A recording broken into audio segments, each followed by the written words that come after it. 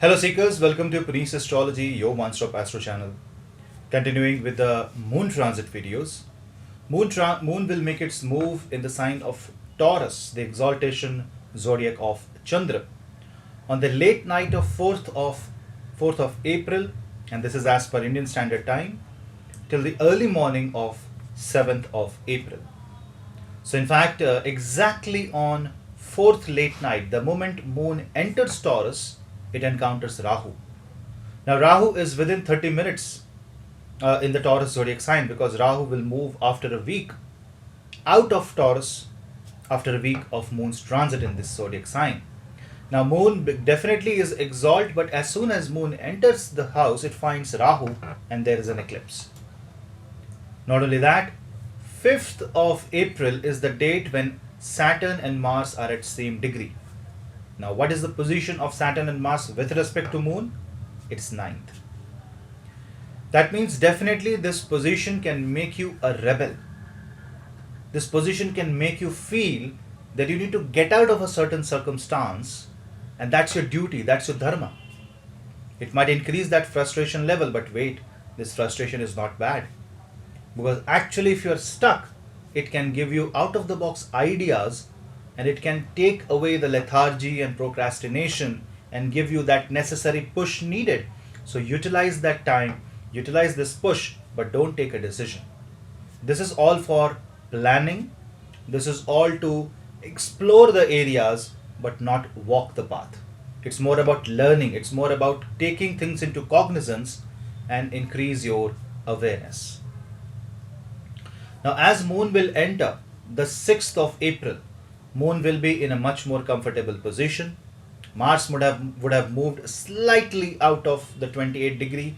Therefore the peak exaltation has already been achieved, and now there can be a dip of confidence. Why?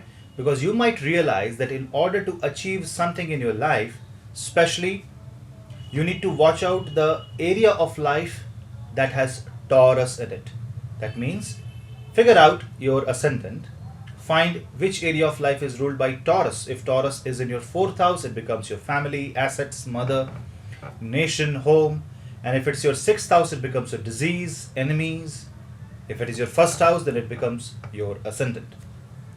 So figure out where your Taurus is, especially with respect to moon sign. And that area of life will be the area most affected, and you would want to end the problems associated with that area once for all. But there can be a slight difficulty that once you actually address the problem, you realize the nuances, the possibilities, and the restrictions. And because of the restrictions, you might feel that you don't have necessary resource, and now suddenly there is an insecurity creeping out in your mind. Not from every other area of your life. No. You might live a wonderful life. This will just pass. But if you focus on a very minute level, at a psychological level, you are definitely thinking about something that is in your horoscope connected with Taurus zodiac sign. And Taurus naturally is the 2nd house. It talks about financial security. So it talks about availability of resources to fight the war, fight the battle, or at least pull you out. It's like you want to reach somewhere, but you need a plane or a train or some sort of vehicle for the transportation, and that is the resource. So you know the necessity, you know the direction, you know the goals, but you don't have necessary availability of resources. So that increases the insecurity, and in such case, understand that it's a psychological play. Not having resource is also a problem. Try to figure out how can you manage those resources. So if you are deeply stuck, this is the time to take initiative. So I will say this is the transit of initiative and planning, but taking any major decisions on 5th and 6th is not going to be good unless you have thought, unless it is planned. Now if you observe the position of Rahu, Rahu is moving away from Taurus. So moon will be actually happy, because in the next iteration, in the next cycle of moon in Taurus zodiac sign, moon will not find Rahu. So moon will also see that the negativity and darkness is going away. Chanting Saraswati mantra or simply chanting Hare Ram, Ram Ram, Hare Hare, Hare Krishna, Krishna Krishna, Hare Hare. The Maha Mantra will make you feel extremely happy, peaceful, relaxed, and it will make you feel connected to the divine. But don't get confused. Don't choose a path right now. You might feel directionless. Don't worry. Because Ketu is in the sign of Scorpio, it is about to move out of Scorpio, and it is there to destabilize you. So do not worry.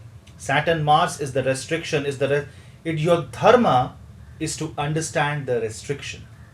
If you do not understand the feasibility, if you don't have that filter in your life, then mind will be frustrated, puzzled, and you won't be able to relax. Obviously, this is going to affect you at a different level. Some will be affected more, some will be affected less. Few will be very sensitive and few will be ignorant about the problems, because the problems may be very small or tiny, but the blanket theme remains the same.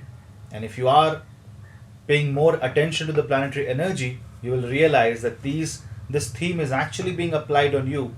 You may be protected so it doesn't affect you, and for some it can affect you severely, especially those who are Taurus moon sign, whose Rahu moon connection is there, who has a Rahu moon connection in their chart, who are running a Rahu Mahadasha and Moon Antardasha, or vice versa, or somehow Moon is connected with Rahu or Ketu through Nakshatra, through aspect, through conjunction, or through Mahadasha. That means a major chunk of the population will have this effect. And because mind is affected by Rahu, it can make you think, it can make you believe that yes, you can take a decision, or it can create a virtual necessity, a kind of a much needed scenario, do or die situation. But then, before taking any decision, think 10 times. And if you have checked the possibility, you're good to go, not to worry.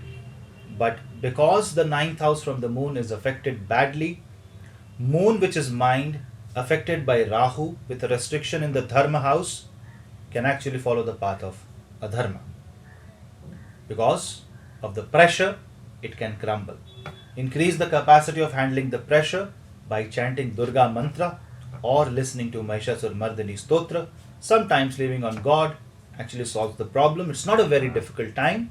I'm just talking about the interaction of energies in your chart that can actually be of some trouble. And for those moon sign who has Taurus in the 6th, 8th or 12th house, that means Gemini moon sign, Sagittarius moon sign, and Libra moon sign, you should be slightly careful, because this moon and Rahu combination will be in your 6th, 8th or 12th house.